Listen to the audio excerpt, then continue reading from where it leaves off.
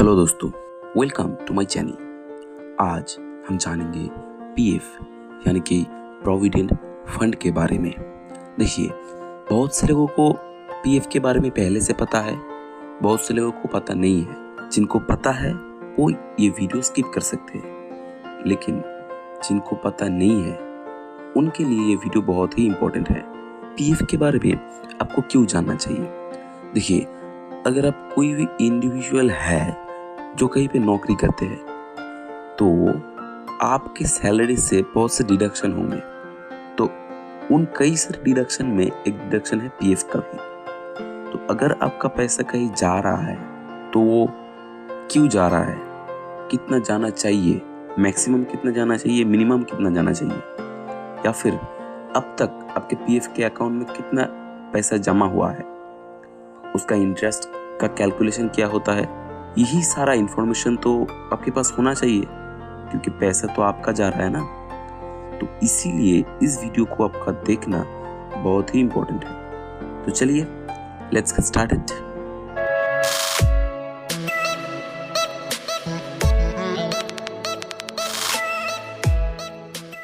इस वीडियो को हमने 3 पार्ट में बांटा है।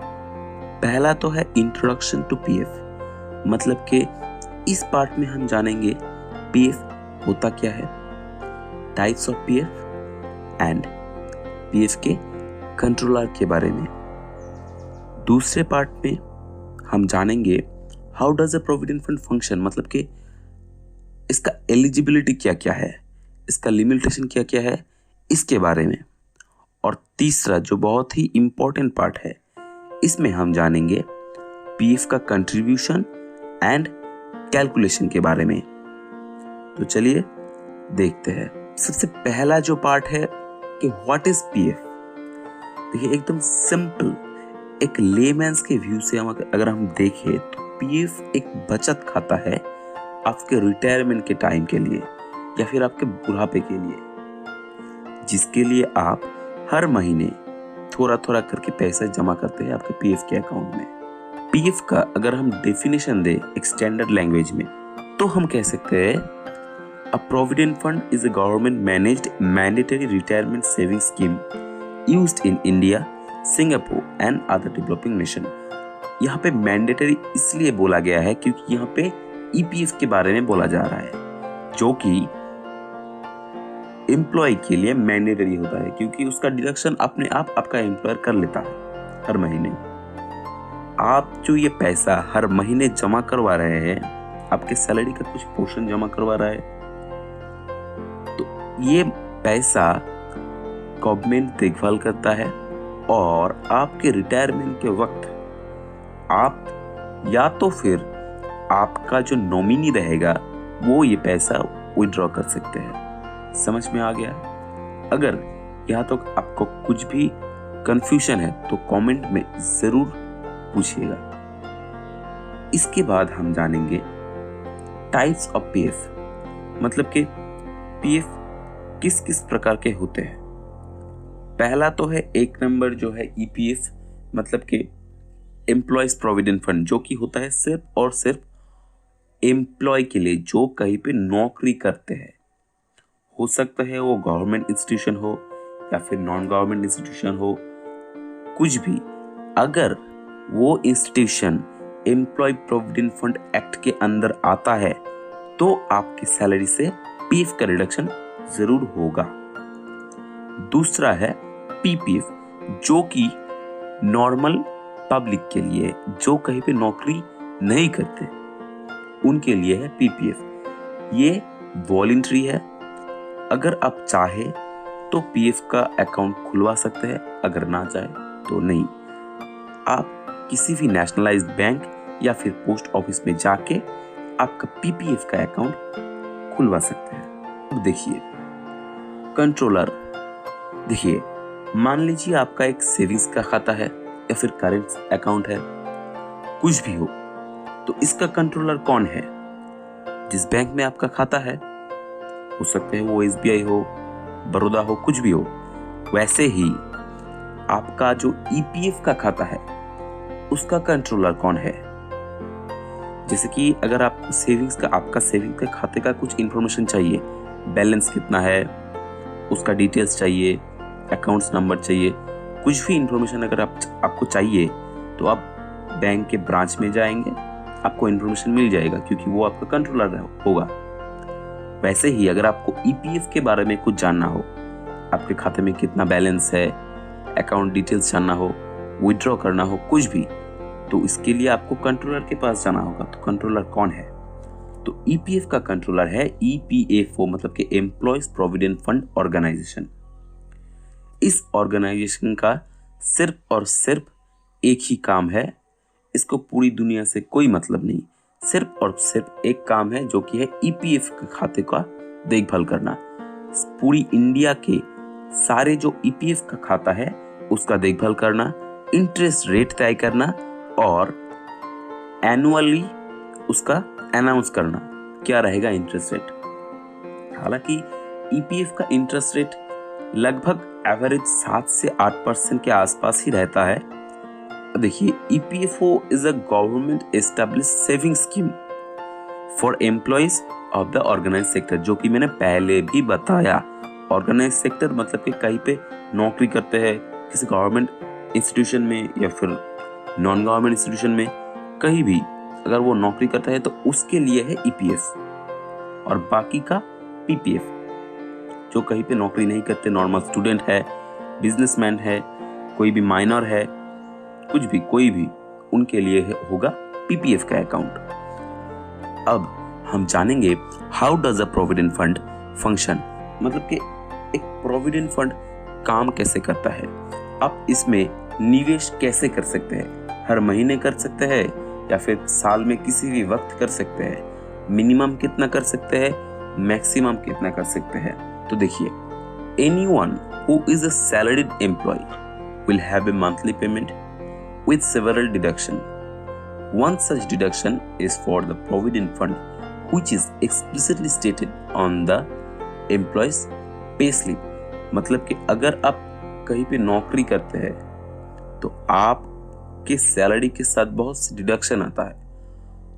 वो कई सारे डिडक्शन के बाद आपको एक इनहैंस सैलरी मिलता है। उन सारे डिडक्शन में एक होता है पीएफ का डिडक्शन, जो कि आपके पे स्लिप में मेंशन किया गया होगा कि आपका पीएफ का रिडक्शन कितना हुआ।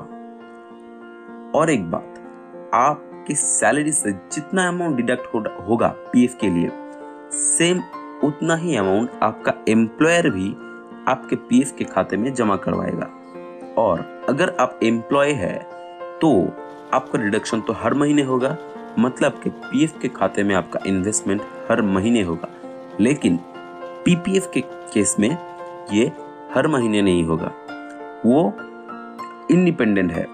अब साल में किसी भी वक्त आप चाहे तो हर महीने, चाहे तो 6 महीने में एक बार, चाहे तो एक साल में एक बार, किसी भी वक्त पीपीएफ में इन्वेस्ट कर सकते हैं। लेकिन क्राइटेरिया यह है कि पूरे साल में आपको मिनिमम 500 रुपीज जमा करना होगा और आप मैक्सिमम 1.5 लाख जमा कर सकते हैं आपके पीपीएफ या फिर ईपीएफ के अकाउंट में। अब आपके खाते में जमा तो हो गया, लेकिन अब कैसे जान सकते हैं कि आपके खाते में पूरे साल में कितना जमा हुआ या फिर अब तक आपका कितना जमा हुआ, कितना बैलेंस है ईपीएफ का, वो अब जान सकते हैं ईपीएफओ के पोर्टल से।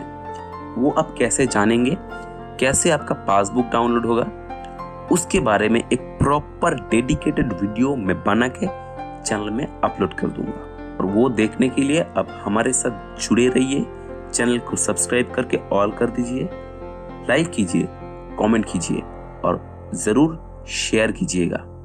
अब देखिए, जमा तो हो गया, बैलेंस कितना है वो आप पोर्टल से देख लेंगे। अब विड्रॉ कैसे करेंगे, वहाँ पे कुछ कंडीशन है। देखिए, आप मेनली 2 तरह से विड्रॉ कर सकते हैं। First is the retirement age, when an employ hits the age of 58 he or she will apply for withdrawal of the provident fund via his or her employer. मतलब कि अगर आपका एज 58 हो गया, आप रिटायर कर रहे हैं, तो आप सिंपली अपने एम्प्लॉयर के पास जाएंगे और अपना ईपीएफ का विड्रॉ कर लेंगे, या फिर आप ईपीओ के पोर्टल से भी विड्रॉ करवा सकते हैं, या फिर आप नीचे डिस्क्रिप्शन में दिए गए कॉन्टैक्ट नंबर पे कॉन्टैक्ट कर सकते हैं, वहां से भी हम आपका पीएफ का विड्रॉ करवा देंगे। देखिए अब दूसरा condition, the second option is to terminate the provident fund before hitting the retirement age. मतलब कि आपके रिटायरमेंट के एज के पहले ही आप अपना पीएफ तुड़वा देंगे, प्रीमैच्योर विड्रॉल करवा देंगे। इस केस में आपको जो आपका जो इन्वेस्टमेंट है पीएफ के खाते में, आपके एम्प्लॉयर का नहीं, क्योंकि आप जितना अमाउंट पीएफ में इन्वेस्ट करते हैं सेम उतना ही अमाउंट आपका एम्प्लॉयर भी जमा करता है। लेकिन आप अगर प्रीमैच्योर विड्रॉल करते हैं तो सिर्फ आप अपने इन्वेस्टमेंट का 75% ही विड्रॉल करवा सकते हैं, और बाकी का अमाउंट आपके खाते में रहेगा, लेकिन वो आपको सिर्फ आपके रिटायरमेंट एज के वक्त ही मिलेगा। समझ गए? अगर कोई भी कंफ्यूजन हो तो कमेंट में ज़रूर पूछे, और अगर आपका पीएफ का विड्रॉल हो तो आप हमसे कांटेक्ट कर सकते। डिस्क्रिप्शन पे कांटेक्ट का डिटेल्स दिया हुआ है। अब वीडियो का सबसे इम्पोर्टेंट पार्ट जो कि है कंट्रीब्यूशन का कैलकुलेशन। इसके लिए मान लीजिए हम एक एग्जांपल लेंगे जिसमें आपका सैलरी प्लस डीए मिला के होता है 15,000, क्योंकि पीएफ का रिडक्शन आपका बेसिक सैलरी और डीए के ऊपर होता है। बाकी सारा जो अलाउंस का है एचआरए टीए उसमें से आपका रिडक्शन नहीं होगा, सिर्फ बेसिक और डीए मिला के आपका जितना सैलरी होगा उसमें से आपका पीएफ का रिडक्शन होगा। तो मान लीजिए आपका बेसिक प्लस डीए मिला के होता है 15,000, तो आपके सैलरी का मिनिमम 12% पीएफ में कंट्रीब्यूशन होगा। अगर आप चाहे तो ये अमाउंट बढ़ा सकते हैं, वो वॉलंटरी है। अगर वॉलंटरी आप करना चाहते हैं तो कर सकते हैं, लेकिन मिनिमम 15,000 का 12% डिडक्शन होगा ही होगा। और आपका सैलरी कितना भी हो, 20,000 हो, 25,000 हो, कि कुछ भी हो, लेकिन सिर्फ और सिर्फ 15,000 तक जो सैलरी होगा, 15,000 जो सैलरी है उसके ऊपर ही आपका पीएफ का रिडक्शन होगा, जो कि 12% होगा। तो 12% 15,000 का मतलब कि 1,800 रुपये आपका पीएफ में डिडक्शन होगा। सेम वही अमाउंट आपका एम्प्लॉयर भी जमा करवाएगा, लेकिन यहाँ पे एक कैच ये है कि आपके एम्प्लॉयर का जो कंट्रीब्यूशन है वो दो पार्ट में होता है।